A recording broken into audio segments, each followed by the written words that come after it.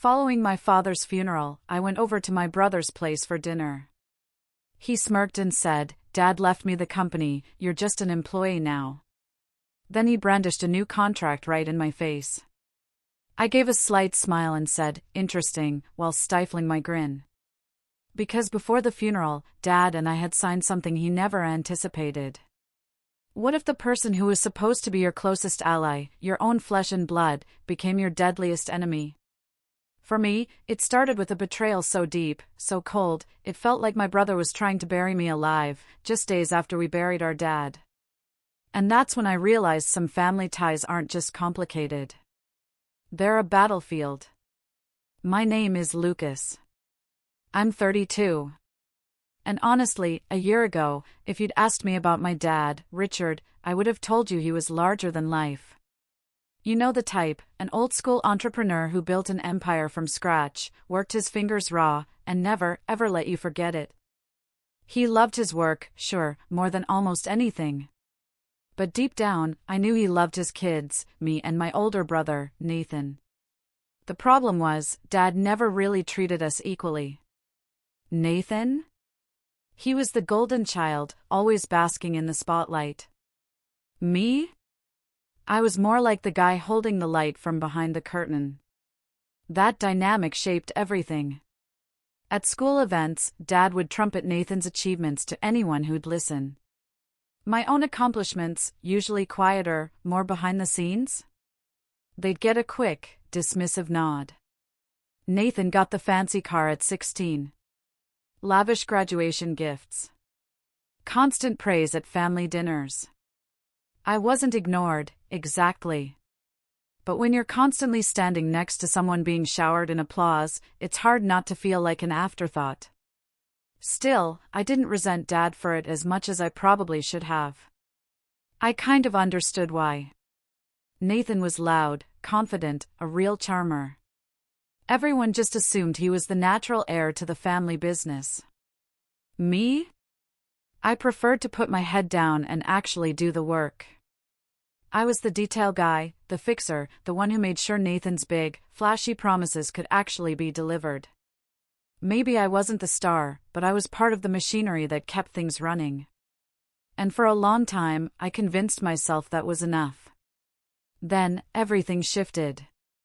Dad passed away. It wasn't sudden. We'd known his health was failing for months. But even when you expect it, nothing prepares you for the finality of that moment. The funeral was brutal. Seeing the man who had built so much, this towering figure in my life, lowered into the ground, it left me hollow. I honestly thought grief would bring me and Nathan closer. That maybe, for once, we'd drop the roles we'd been forced into since childhood. For a brief moment, when we hugged at the graveside, I thought I saw a glimpse of that brotherly bond I'd always craved. But then came dinner at Nathan's house, the night after the funeral. His wife, always impeccably dressed, greeted me with that tight smile she reserved for moments she wanted me to know I wasn't entirely welcome. The table was set like something out of a magazine, wine glasses sparkling, silverware perfectly aligned. But the atmosphere? Stiff. Cold. Like everyone was just waiting for something to happen. Halfway through the meal, Nathan leaned back in his chair, swirling his glass of wine like he was already the head of some empire. Then he looked at me with this smug grin and said, "So, I guess it's official now. Dad left the company to me." He let the words hang in the air, like a gavel striking down. I blinked. "What do you mean?" He smirked wider, pulling a folded set of papers from his jacket pocket and sliding them across the table. "You're just an employee now. Here's your new contract." He actually chuckled, like this was all some kind of game. I picked up the papers, my stomach twisting as I scanned them. Sure enough, it was a contract demoting me from the executive role I'd held for years to a glorified middle manager position, complete with a pay cut. It wasn't even about the money. It was about the insult. The complete dismissal of everything I had worked for. Nathan leaned forward, eyes glittering with triumph. "It's nothing personal, little brother. Just business." Dad always said I was the one meant to lead, and now it's finally in writing. He tapped the contract with his finger, like it was some kind of trophy. I looked up at him, forcing my expression into neutrality. Interesting, I said softly, folding the papers neatly. Then, a slow grin spread across my face. Because here's the thing Nathan didn't know. Before the funeral, just days before Dad passed, he and I had signed something. Something my brother had never even seen coming. And sitting at that dinner table, watching Nathan bask in his own arrogance, I knew one thing for certain: the game had only just begun. That night, I didn't react the way Nathan probably expected. If anything, my calmness seemed to irritate him more than if I had exploded. He kept watching me across the table, waiting for me to crack, waiting for the little brother he could gloat over.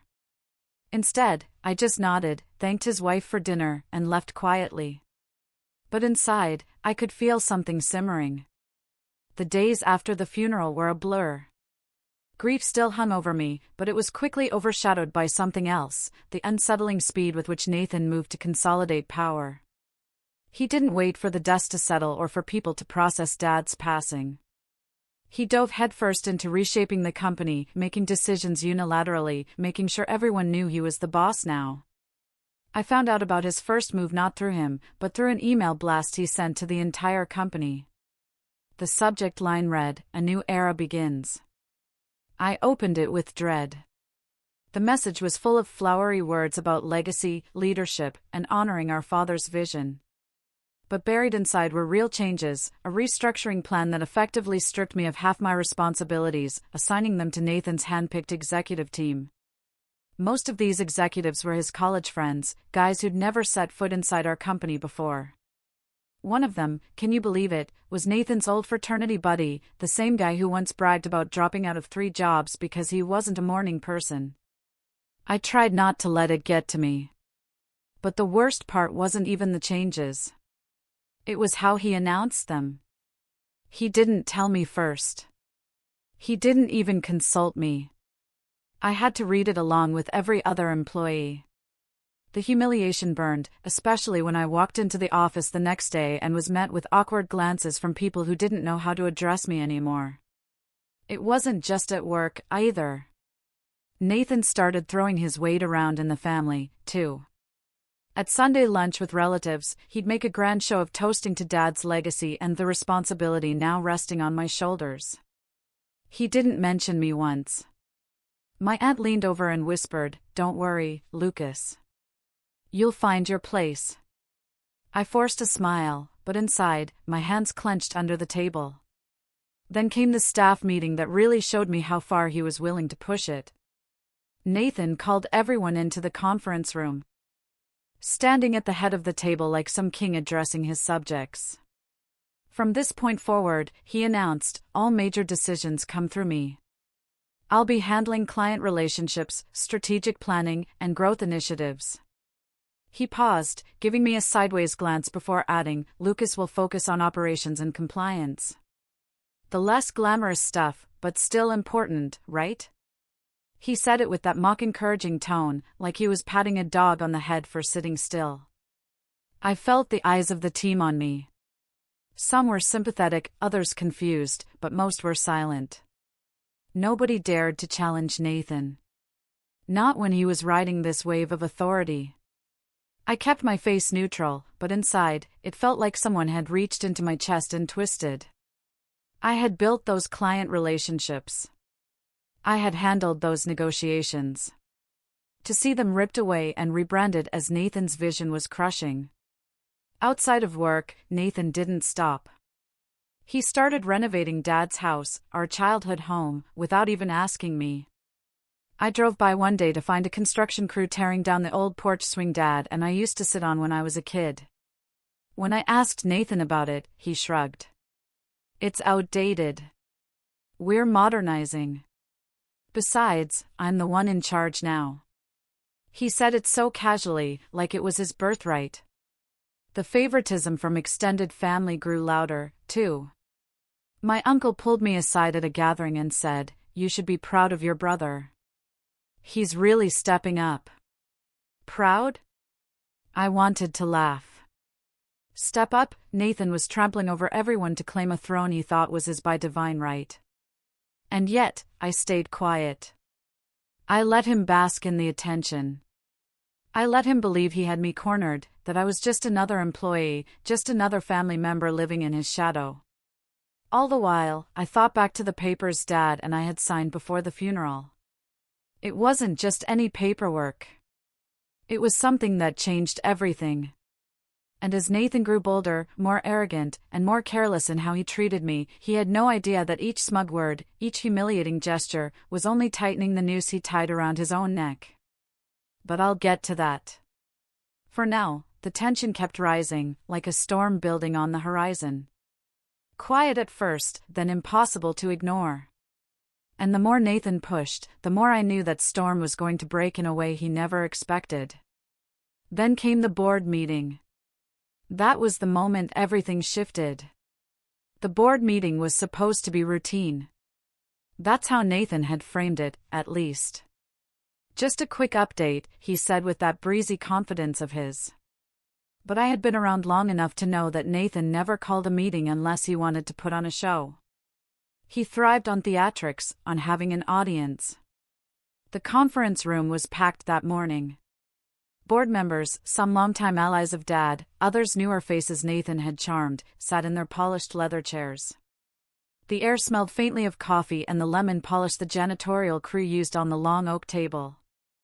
I walked in and took my usual spot, trying not to notice how Nathan had positioned himself at the head like a king on his throne. He opened the meeting with a speech. Always the speech. He talked about new horizons, bold leadership, and a vision for the future. His words were rehearsed, delivered with a kind of charm that could almost mask the fact that they were empty. People nodded, some clapped lightly. I just sat there, feeling the unease grow in my stomach. Then came the moment. Nathan smiled, glancing at me before turning to the board. As you know, my father built this company with his own two hands. It's a legacy I intend to carry forward, but legacies evolve, and sometimes difficult decisions must be made for the sake of growth. He paused, letting the words hang in the air. And then he dropped the bomb.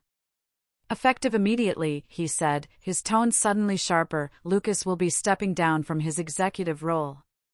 He'll remain with the company, of course, but in a reduced capacity. Operations manager. He let the words sink in, like he was proud of the knife he had just plunged into my back. I froze. Around the table, there was a ripple of shock. Some board members exchanged glances. Others shifted uncomfortably.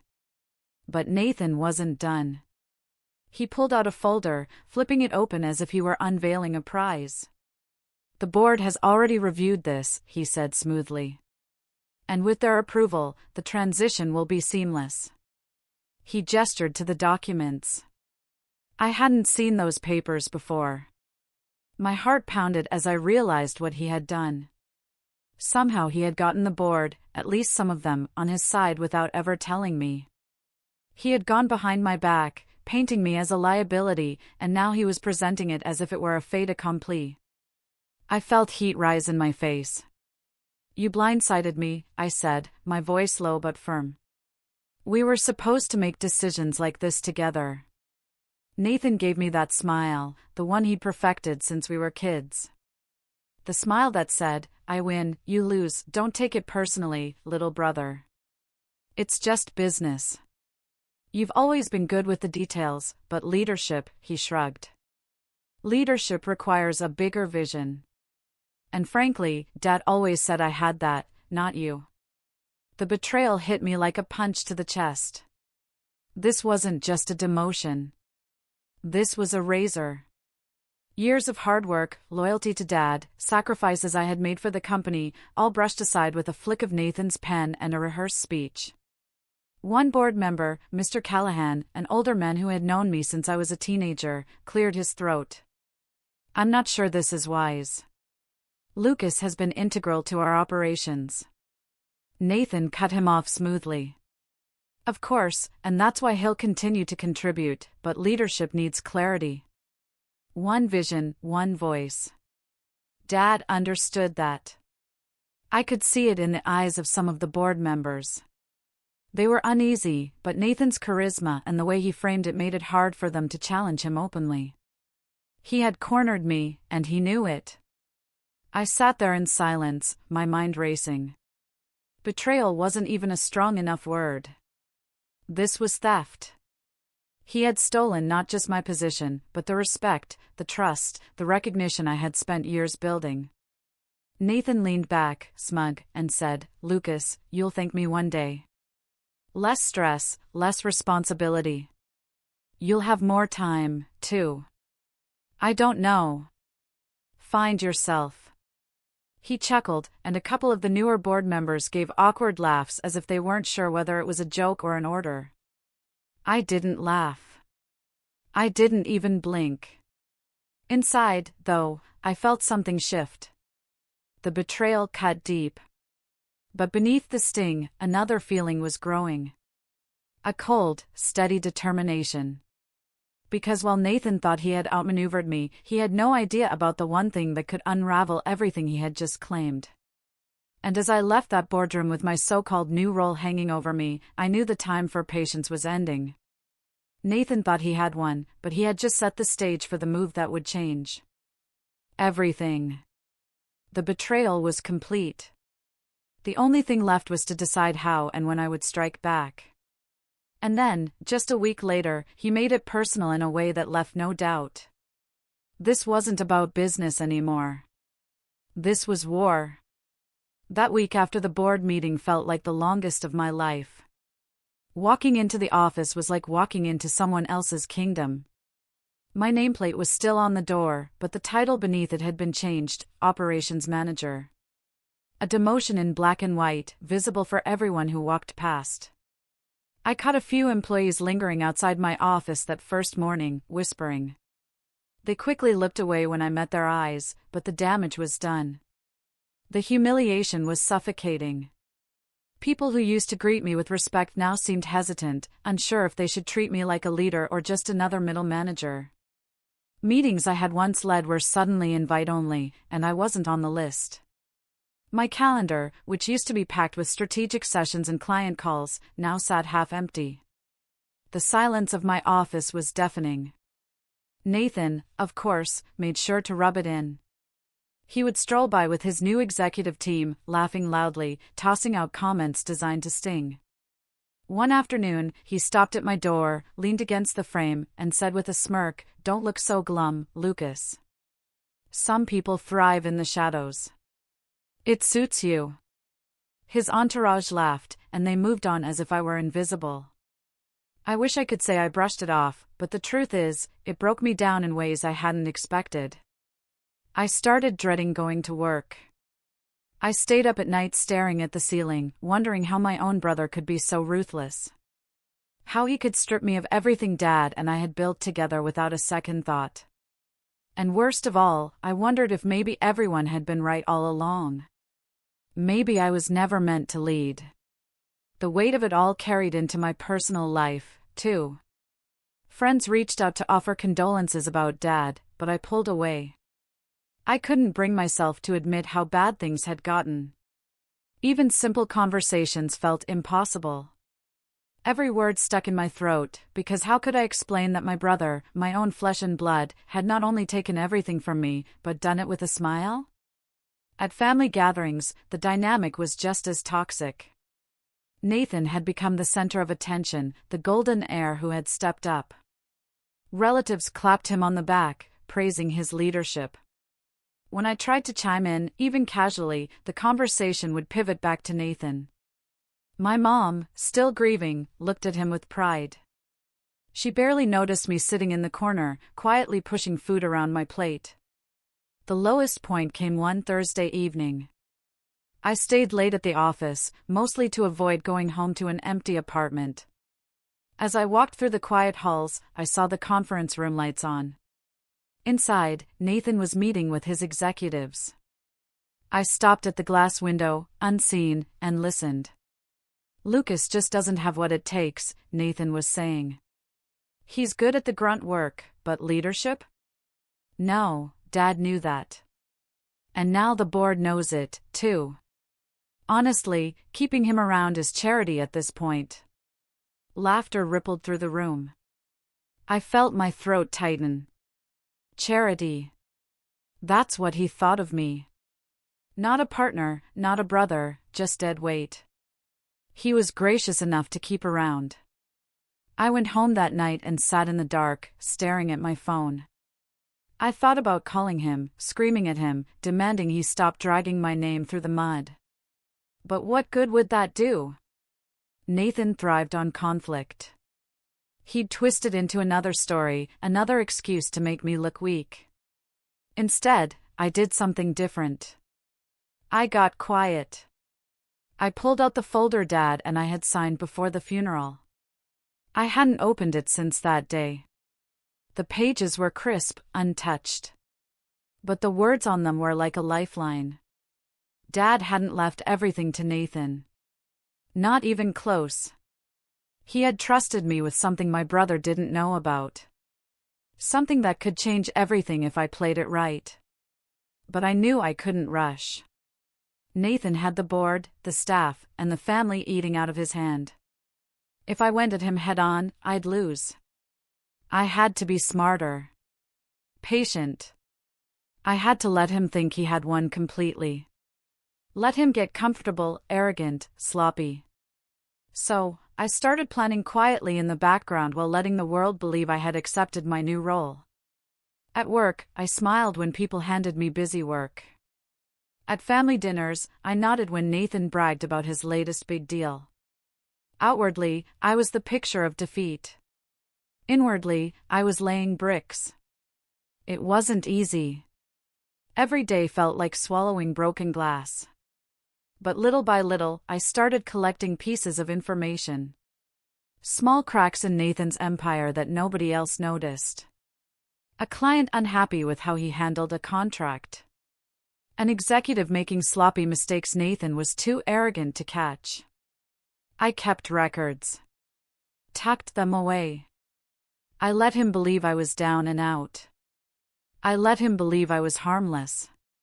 But deep down, I knew something Nathan didn't. Rock bottom wasn't the end for me. It was the foundation. And the first sign that things were about to shift came when I stumbled across a file Nathan never meant for me to see. One that revealed just how reckless he really was. And that was the moment I realized his empire wasn't as unshakable as it looked. That file was the crack in the wall I had been waiting for. It wasn't even dramatic at first glance, just a mislabeled folder in our shared drive. One Nathan's assistant must have uploaded carelessly. But when I opened it, what I found made my pulse race. It contained correspondence between Nathan and a major client, one of our longest-standing accounts, and the tone was disastrous. Nathan had overpromised on delivery timelines, cut corners on quality assurances, and brushed off the client's concerns with the kind of arrogance only he could muster. The emails read less like professional communication and more like a king scolding a servant. I read every word, my stomach tightening. This wasn't just sloppy, it was dangerous. The client was on the verge of walking, and if they pulled out, it would hit our quarterly revenue hard. Worse, Nathan had tried to cover it up by shuffling numbers and reports he sent to the board. He was playing with fire. And suddenly, I realized something. I had leverage. That night, instead of stewing in bitterness like I had for weeks, I pulled out a notebook and began sketching a plan. My quiet suffering had turned into quiet strategy. I couldn't take Nathan head-on. Not yet. But what I could do was start building my own foundation, one that had nothing to do with his approval or the scraps he tossed me. The first step was rebuilding my network. I reached out discreetly to old clients, ones I had nurtured relationships with for years, not to talk about Nathan or the company, but just to check in, to remind them I was still here, still reliable. Many of them sighed in relief just to hear my voice. "We miss working with you, Lucas," one said. Another admitted, "Your brother's been difficult." Those little comments were like kindling on a spark. At the same time, I began documenting everything. Every misstep Nathan made, every careless email, every decision that put the company at risk. I archived it all quietly, patiently. While Nathan strutted around in his tailored suits, bragging about innovation and growth, I was building a case brick by brick. But it wasn't all about the company. I realized I had been letting him define my entire identity, and that had to change. I started focusing on myself again. I began running in the mornings, something I hadn't done since college. I cleaned up my apartment, started cooking instead of ordering takeout. Even these small acts felt like reclaiming pieces of myself Nathan couldn't touch. My energy came back. My confidence, something he had chipped away at for years, started to flicker to life again. People noticed. A few employees who had always respected me began stopping by my office again. "Hey, Lucas, can I run something by you?" they'd ask quietly, like they knew I was still the person who could get things done. I gave them guidance, asked questions, helped them solve problems, and I didn't breathe a word of it to Nathan. Slowly, a quiet current of loyalty began flowing my way. One moment in particular lit a fire under me. A younger staff member named Carla knocked on my door one afternoon, her voice low. "I don't know who else to tell," she whispered, sliding a folder onto my desk. Inside were more errors, mistakes from one of Nathan's new executives that had nearly cost us a contract renewal. "If this keeps happening," she said, "we're in trouble." I nodded, thanked her, and reassured her I'd take care of it. When she left, I sat there staring at the folder, my heart steady. This wasn't just about me anymore. Nathan's ego was putting the whole company in danger, and people were starting to notice, and they were coming to me, not him. Outside of work, things shifted, too. A friend introduced me to a small group of entrepreneurs who met weekly to share ideas and strategies. At first, I felt like an imposter. After all, wasn't I the failure brother, the one shoved into the shadows? But when I shared insights from my years in operations, they listened intently. One of them even said, "You should run your own thing, Lucas. You've got the brains for it." The words stuck with me, bouncing around in my mind long after I left the cafe that night. For the first time in months, I felt like I had options. Real options. Not just surviving under Nathan's thumb, but creating something of my own or using the power Dad had given me in that signed folder to finally take back what was mine. And just as I began to rise quietly, Nathan handed me another gift, though he didn't realize it at the time. He announced a massive expansion project, something flashy designed to cement his image as a bold leader. But the numbers didn't add up. He was pouring resources into it recklessly, ignoring risks and betting the company's future on a gamble. The board was dazzled by his presentation, but I saw the cracks instantly. And as I looked at the spreadsheets late one night, it hit me. This was it. The moment I had been preparing for. The storm I had been waiting to break was right on the horizon. Nathan thought he was untouchable. But with every arrogant step he took, he was walking straight into the trap he didn't even know existed. And I was finally ready to set it. The expansion project was Nathan's crown jewel. Or at least that's how he sold it. A brand new headquarters in the city's financial district, complete with floor-to-ceiling glass windows, a rooftop lounge, and offices designed for the future of innovation.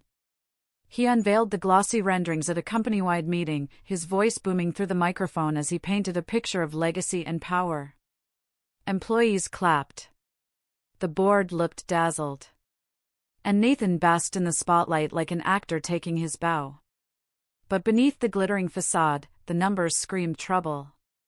He was borrowing heavily against company assets, mortgaging the stability our father had built over decades. Worse, he had projected revenues based on shaky deals that hadn't even been signed yet. It wasn't vision. It was recklessness dressed up in confidence. And almost no one saw it. Almost. I spent hours poring over the documents, quietly pulling financial statements, cross-checking numbers, and that's when I stumbled on something bigger than I could have hoped for. Nathan hadn't just miscalculated, he had falsified. He had adjusted figures in quarterly reports to make the company look more profitable than it actually was. On paper, it looked like we were thriving. In reality, cash flow was dangerously thin. It hit me like a thunderclap. Not only had Nathan set himself up for failure, but he had given me the ammunition to destroy him, legally, financially, and reputationally. But I knew better than to rush. If I went public too soon, he'd spin it, call it a misunderstanding, or worse, claim I was bitter and trying to sabotage him. No. I had to be methodical. Invisible. Until the very moment the curtain came down. Around this time, something unexpected happened. The board chair, Mr. Callahan, the one who had voiced concern at my demotion, asked to meet privately. We met at a quiet diner outside the city, the kind of place where no one would overhear us. He stirred his coffee slowly before speaking. "Lucas," he said, "I've been around long enough to see patterns. Your father trusted you, even if he didn't always say it out loud." He sighed. "Your brother, he's reckless. The board is starting to notice cracks. If you've got something we need to see, now's the time to present it." His words confirmed what I already felt. The tide was shifting. Nathan's arrogance was beginning to wear thin, and people were looking for an anchor. That anchor could be me if I played it right. I walked out of that diner with a strange calm settling over me.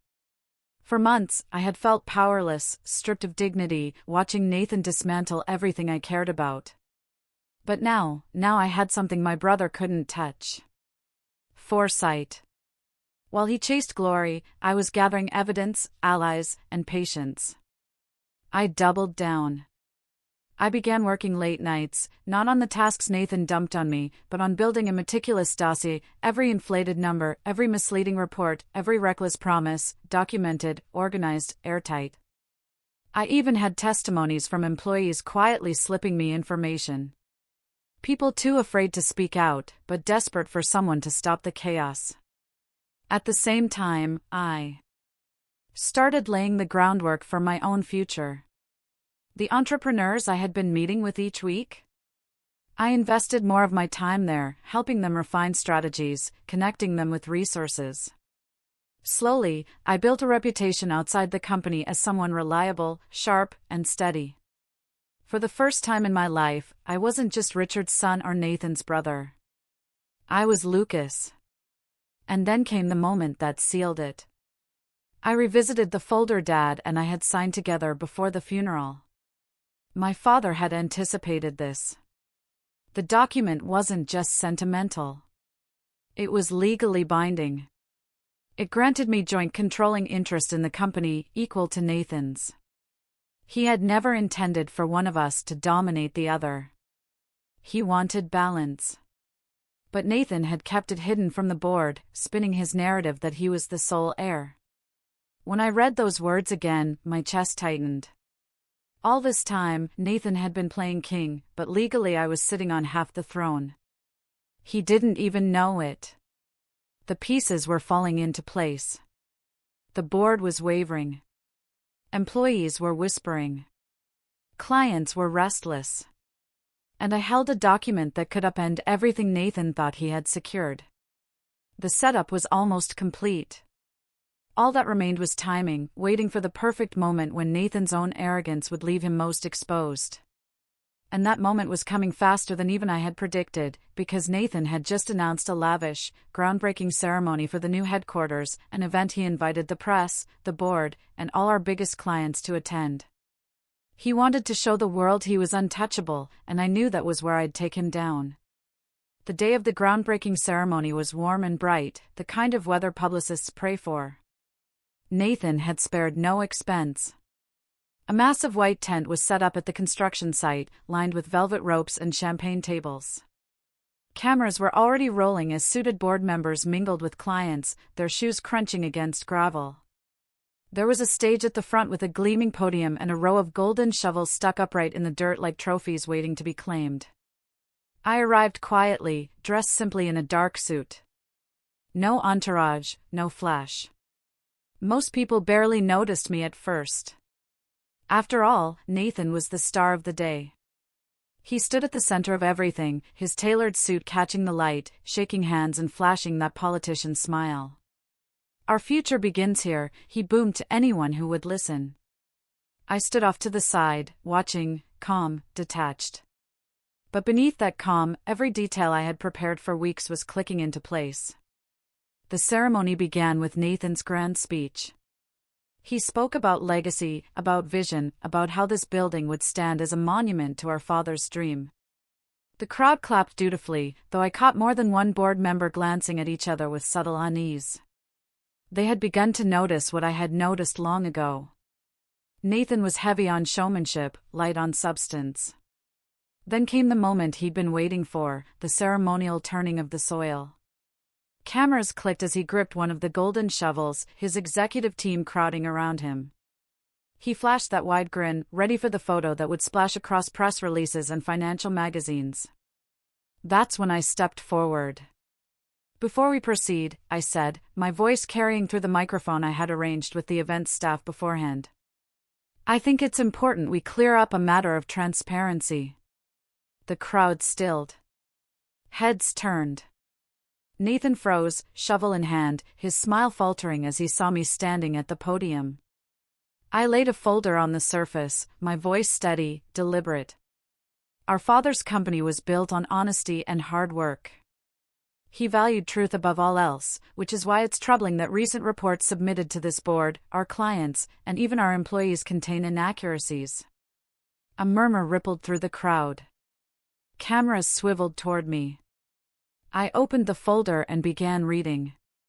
Not my words, but Nathan's own emails, his doctored reports, his reckless promises to clients. Each word was evidence. Each sentence a nail in the coffin he had built himself. I projected the documents onto the screen behind me, their damning contents blown up for everyone to see. Numbers altered, revenues exaggerated, contracts mishandled. Nathan tried to interrupt, stepping forward, face flushed. "This is slander," he barked. "You don't know what you're talking about, Lucas. Sit down." I didn't flinch.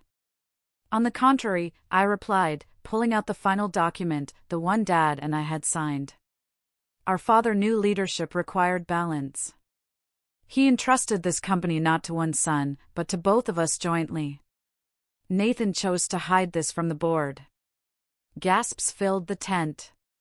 The board members leaned forward, eyes locked on the paper I held. The seal, the signatures, the date, unmistakable. Nathan's face went pale.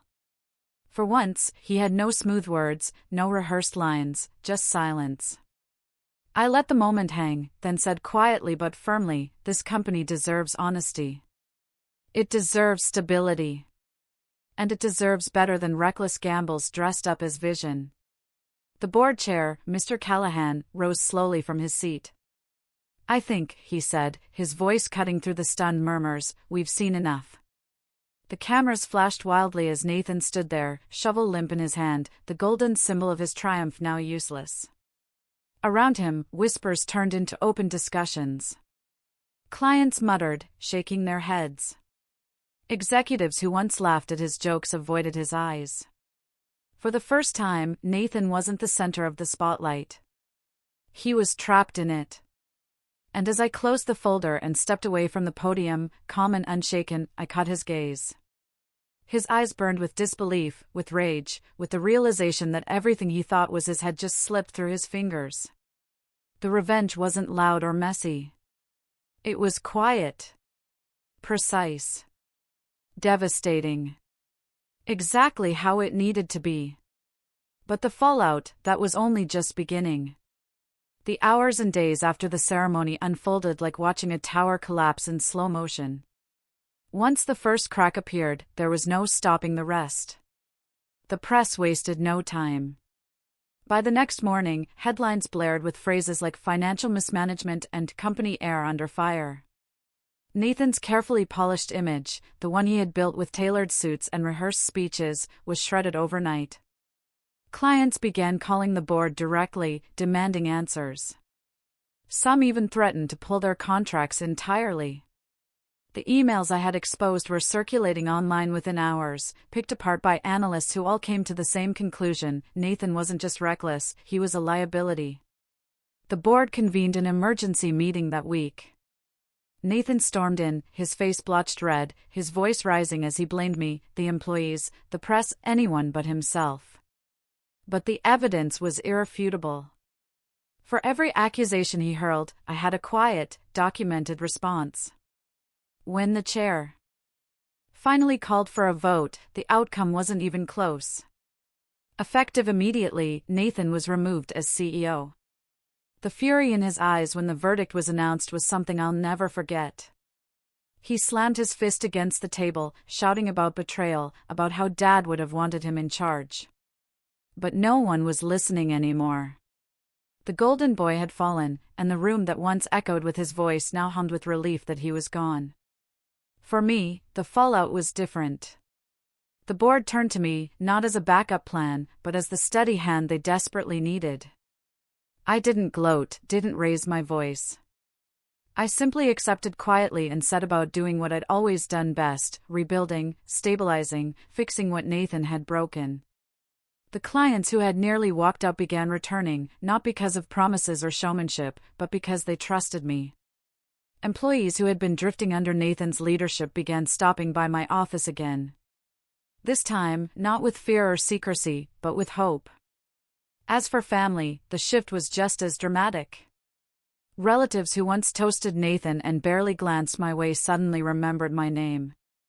My mother, Terry, pulled me aside one evening and said, "Your father would be proud of you." For the first time in a long while, I believed it. Nathan, on the other hand, disappeared from the spotlight. Rumors swirled. Failed ventures, debts piling up, friends distancing themselves. His wife left quietly a few months later, unable to endure the unraveling any longer. He called me once, late at night, his voice raw and bitter. "You think you've won?" he spat. "This isn't over."